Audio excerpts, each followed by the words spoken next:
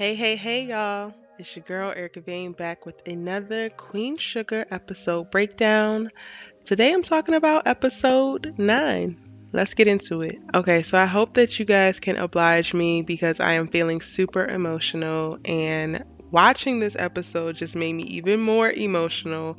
And I will talk a little bit about the specific things that made me super emotional a little bit further into the video, but let's jump into probably the most shocking thing that happened, which happens towards the end of the episode. Nova discovers that Calvin is actually more involved with an actual police racist harassment assault than he previously let on. So while Calvin's daughter was staying with them earlier in the season, we saw Nova ask him after George Floyd's murder and the conversations that were being had and the high tensions and anxiety that was happening. We saw Nova put him on the spot and ask him, did he ever participate in anything like that? Or what did he do when his partner's dead? And he has to recount a time in which his partner actually beat up a kid.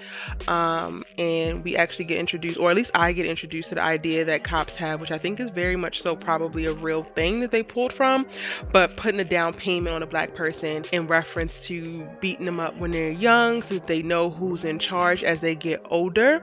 And he speaks about it as if he's just a bystander. But in this episode, we learn from the horse's mouth an actual black man who has spent the rest of his life in a wheelchair because he was beat so bad by multiple police officers, the last of which broke his back with his strikes and kicks towards him. And he identifies Calvin as the cop that did the final blow that broke his back. And you can see as those words come out of that young man's mouth how Nova is completely destroyed. The entire episode was emotional. This wasn't the part that made me emotional, but I definitely felt Nova's pain in this moment. And shout out to Rutina because she just played the scene absolutely amazingly. You literally can just see all the hurt, the pain. You can feel the betrayal that she feels. And I can only imagine what is going through her mind and what she's going to have to do in the season finale. I think that this might be the straw that breaks the camel's back and will be the reason why Nova walks away from Calvin for good. It was already hard for Nova to stand next to him and stand in her truth in reference to her love of this white man, but also a white police officer, specifically in our present day where there's so many visual incidents of white police officers using their position and privilege to inflict pain and oppression onto people of color, specifically black people. And for Nova to be a person who is down for the culture, down for the cause, and for the uplifting of black people, she already struggled internally with her romantic preference in Calvin.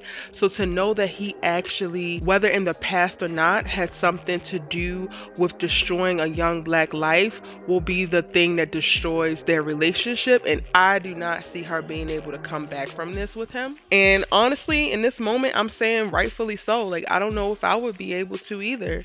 We see in the preview for next week's episode, at the end of this episode, well, we get a voiceover from Nova that says, can people really change? So she's probably grappling with the question of, has he changed? Does he respect black life more than that moment when he did that? And then I think it's also going to become a question of, does he deserve forgiveness? Which is an interesting conversation to spark from Queen Sugar as a show, because it makes you think about all the other police officers who have done these horrendous acts. And I want to say everybody is redeemable, everybody should be forgiven, but y'all, I don't know if I forgive Derek for what he did to George. I don't know if I ever could. I don't know if George's family ever could. Like, I don't have the answers in reference to that. I would love to hear your thoughts in comments in the comment section down below specifically about that. But that is the gist of Nova's arc in this episode. We see her pursuing this story. She actually followed up with this guy and has interviewed another journalist that leads her to this actual young black man, which gives us this big reveal at the end. And child, that's a heavy one.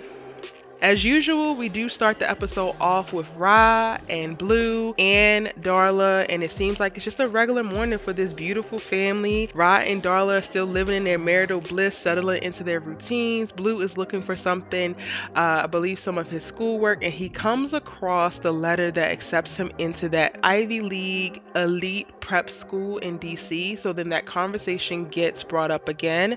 And I thought that the conversation was over last episode when Rod decided that they did not want to send him there. But as Blue starts to think about it and they have more conversations with him, he actually communicates later on in the episode that he wants to go. And whether Vive believes it or not, her limiting beliefs that she communicates to Ra on the phone before they actually make the decision also help push Ra to really reconsider the school, because she has such a limited scope of what Blue should be afforded, like the opportunities and what his life will look like. And she's just kind of speaking from a place of, this is good enough for us, so it should be good enough for him.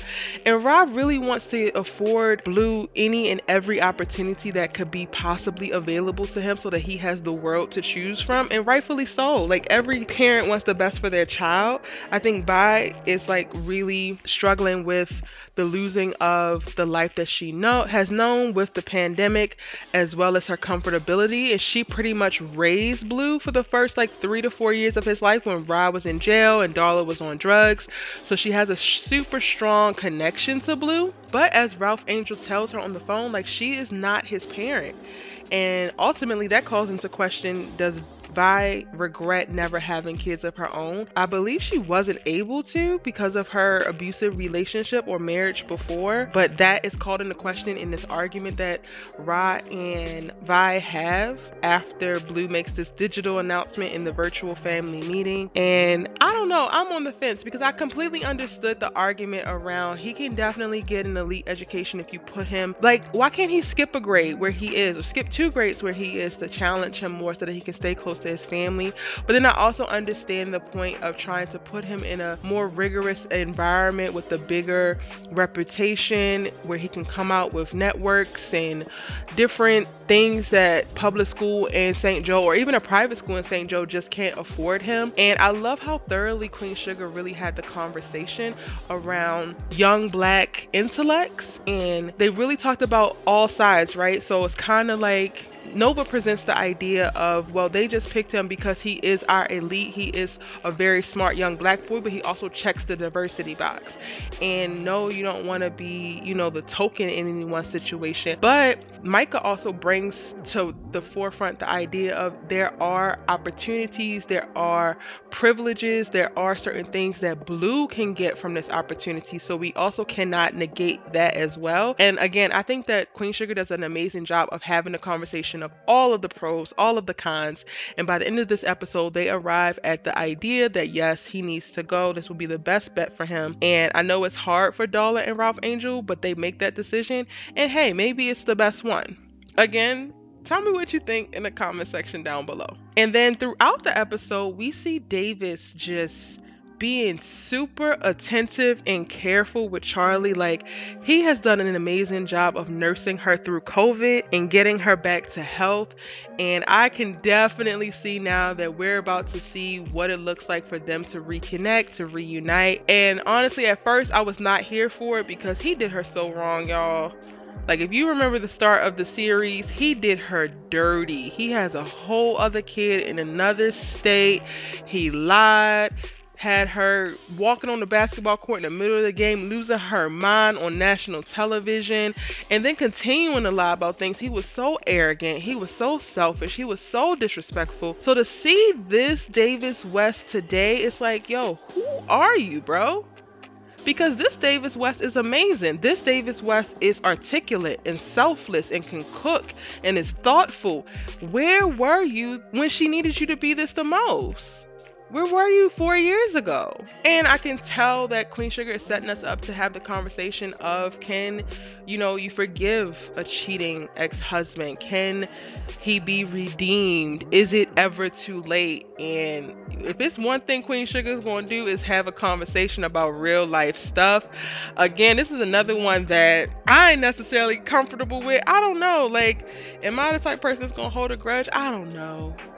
but I would really think that I wouldn't be able to. But the way that Davis shows up, it's like almost like, how can you not reconsider? Because he literally in the last few episodes has been everything that she ever hoped and wanted him to be.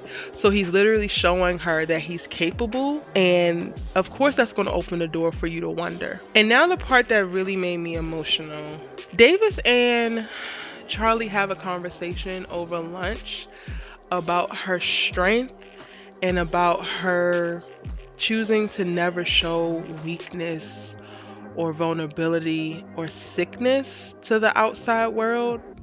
And that resonated with me so much, especially where I'm at right now in life. When you are the strong person in your family or in your friend group or just in whatever your, social setting is, if you are an entrepreneur that runs your own business and you don't have any partners, if you are any type of leader and you've done so over a course of time, like for me, I've been a leader a lot of my life. I've been the person going the other way or blazing the trail or trying different things or being adventurous and really just pushing the boundaries and trying to excel and trying to be the best. You also start to condition yourself to like not show weakness and not show fear, not say that you don't know, and not from a arrogant point of view, but just from a you can figure it out, you can do it, and you have honestly from a place of like you have no choice. And Charley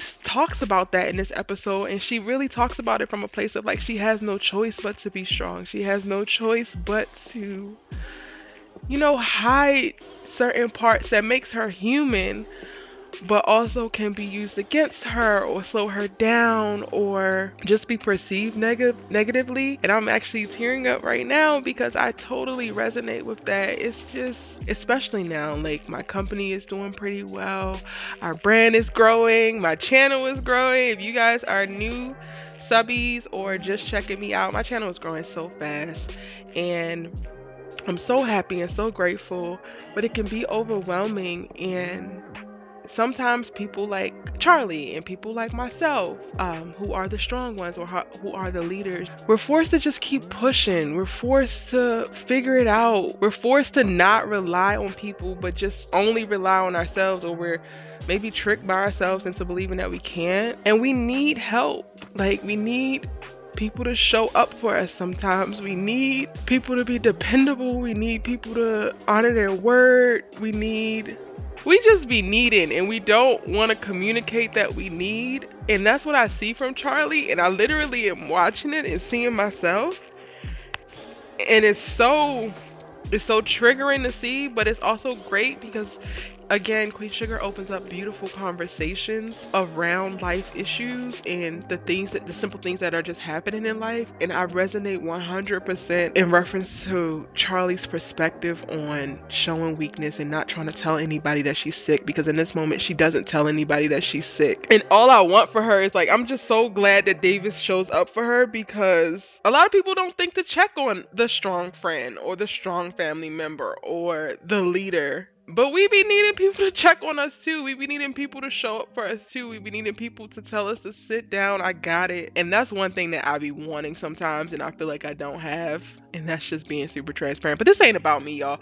But I definitely wanted to tell y'all like what part of the episode made me emotional and I really, really resonated with. So shout out to Queen Sugar, because they have done it again. Next week is the season finale of season 5 of Queen Sugar, and it is definitely set to be a drama-filled, emotional one. I think things are going to come to a head with Vi, and we're really going to see her completely unravel. I'm glad that Hollywood in this episode seems to has leveled out and seemed to have found something in reference to opening the real spot digitally and be able to focus his energy, and he seems like he's in not necessarily a super happy place, but a better place, and that's going to allow for him to show up for Vi and really keep her from spiraling too much. I'm really looking forward to this season finale. And that's my breakdown of episode 9.